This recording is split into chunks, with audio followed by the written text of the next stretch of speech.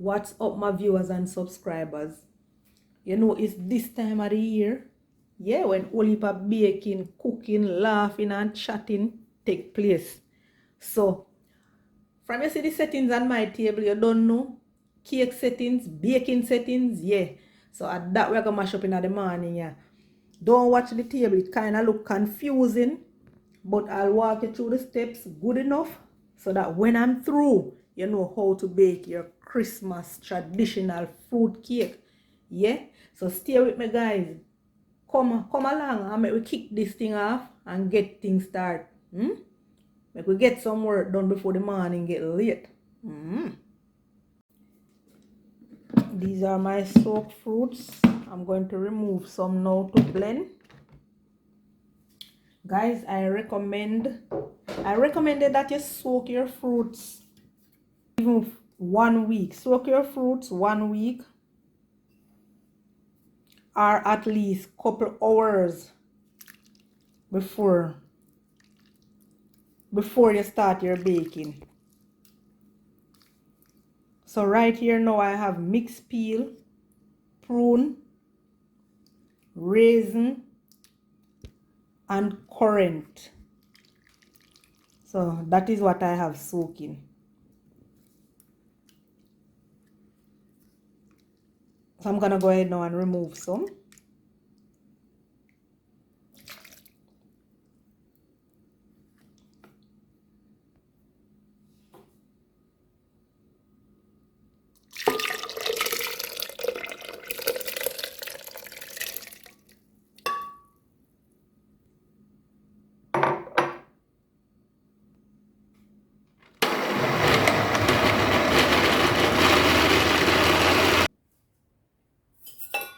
So I'm creaming my sugar and butter.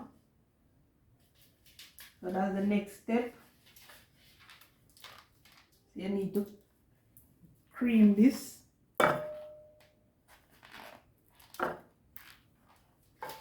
Cream your butter and sugar.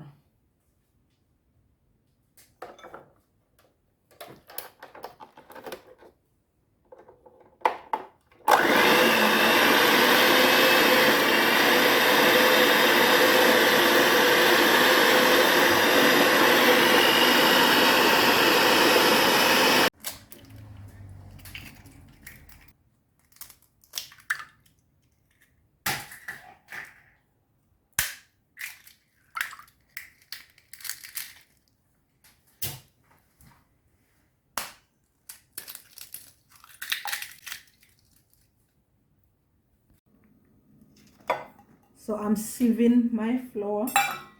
Remember to sieve your flour, guys. Sieve the flour and sieve the baking powder as well.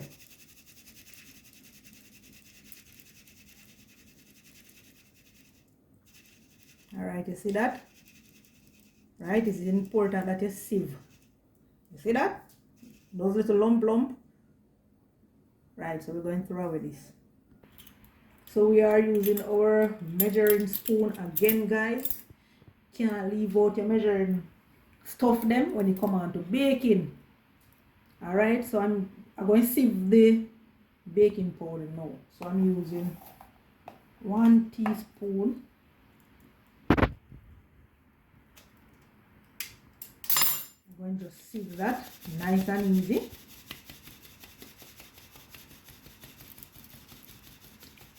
And that's the little lump that comes from the baking powder as well. We're using 1/2 teaspoon of allspice. So this is a 1/2 teaspoon spice. Then the cinnamon powder, we are going to use 1 teaspoon.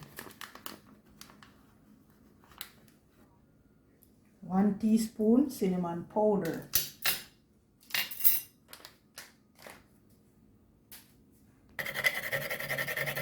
So we need our nutting egg now to mix with our flour.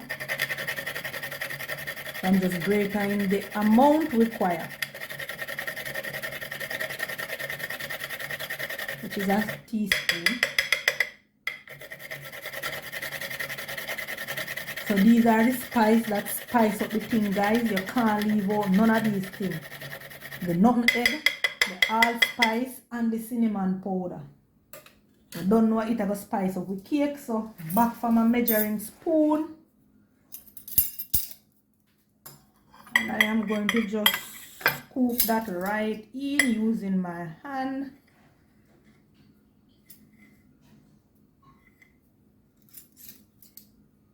Booms. And we're going to mix this in and mix it up well right about now to get our thing properly mixed out and sort out. Yeah. But don't worry, guys, I'll list everything in the description box for you. I'm going to make sure I do that, because I want you guys to bake your Christmas cake and tell me how it turned out. So as soon as I drop this video going to have everything in the description box for you to follow. Yeah. So I eat that. We're going to set this aside now. Yeah. Eat that. Booms. Set it aside.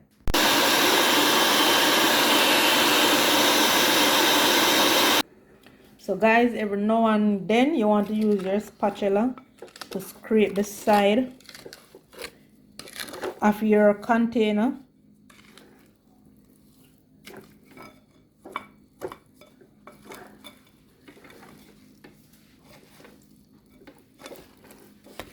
So that your butter and sugar can properly cream. Look like we're getting somewhere. Look at that. This not look like we didn't know where yet still do, but you know, we are working on it.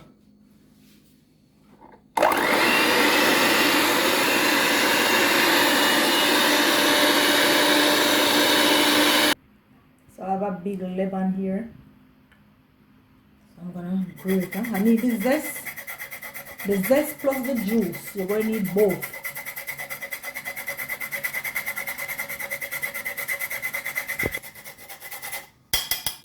So that's about it for the lemon zest. We're not using everything. We're not using all that lemon zest. So guys, I have these measuring spoon. So I'm gonna use half spoon of lemon juice. Half teaspoon of lemon juice. So this is the half teaspoon, right? So here we go.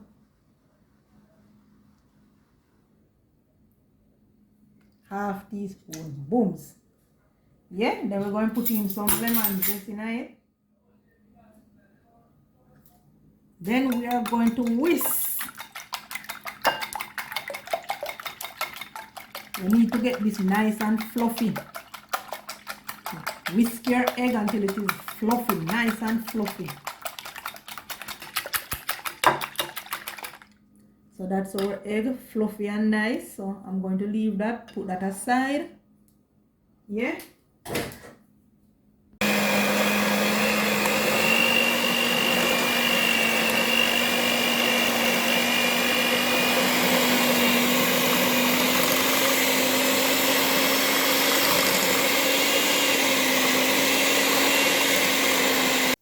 So yes guys, this is our sugar and butter, just finished cream. So this is how it should look when you cream your sugar and your butter. You see that fluffiness? Look at that. Fluffy, that's how it should look. So we're adding our egg mixture little by little. We don't want to pour everything at once. So we're doing it.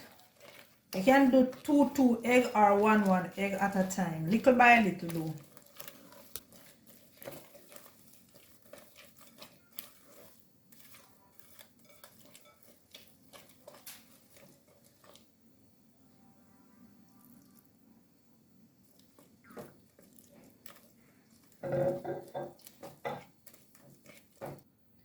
So we are onto our fruits and we are going to add that little by little.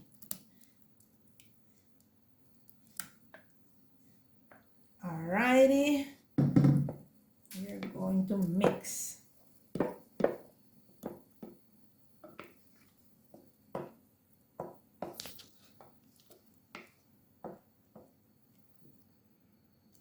So I am about to fold my flour in. So you don't add all the flour at once. Just add it little and you fold it in, right? You mix around. You don't want to get any lump. You do like that.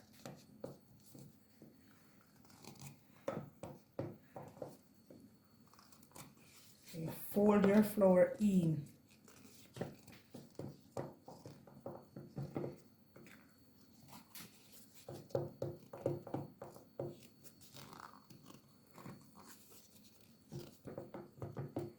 And you do that little until all your flour is finished.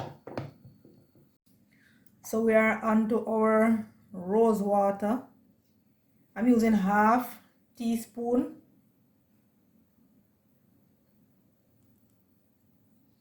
Right in. Our vanilla extract, half teaspoon. Right in. Right, and now for our, guys, I am using molasses. So I'm gonna use 5 tablespoons of molasses. You can use browning, but don't use too much browning. It will make your cake bitter.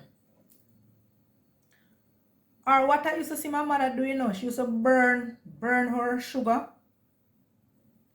She burned the sugar and use it.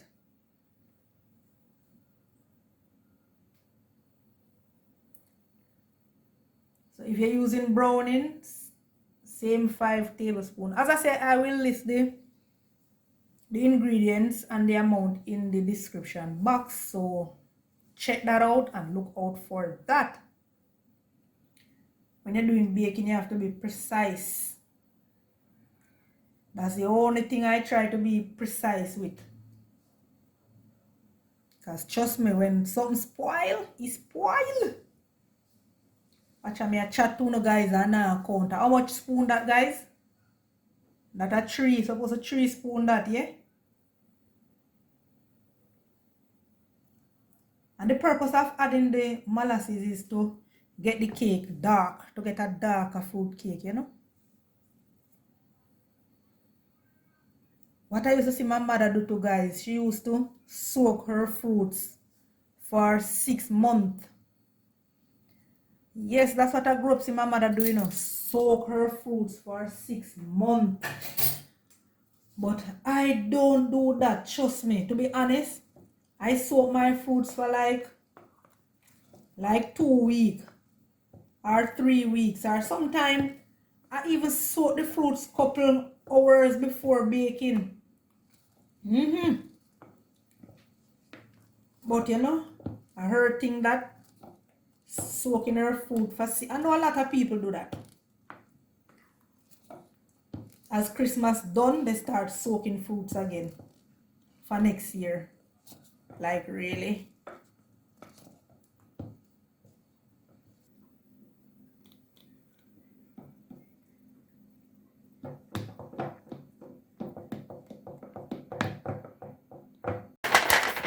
So yes, guys, I am greasing my baking tin.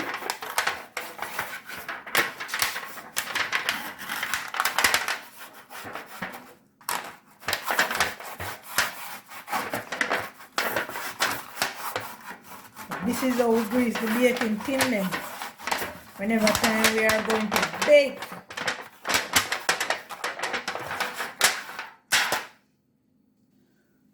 So this is a roll of parchment paper. I'm gonna cut it and place it in my baking tin. So guys, I have parchment paper, but I decided that, you know, I don't want to use the parchment paper. So this is another method that you can use. If, for instance, you forgot to buy some parchment paper or you don't have no parchment paper at all, after you grease your baking tin, you just put a little flour. Whoa, that's a lot of flour, man. Anyways, you shake it around, you give it a little tap. You shake it around and, you know, you're going to stick onto the butter. Carry it around in a circular movement. Yeah, whatever flour is leaving, you're going to throw that away. If you go back and you watch my sorrel fruit cake that I baked last year, I show you guys this method that you can use instead of the parchment paper. After you grease your baking tin. So these are two that has already been done. That's the look you're going to get after you finish.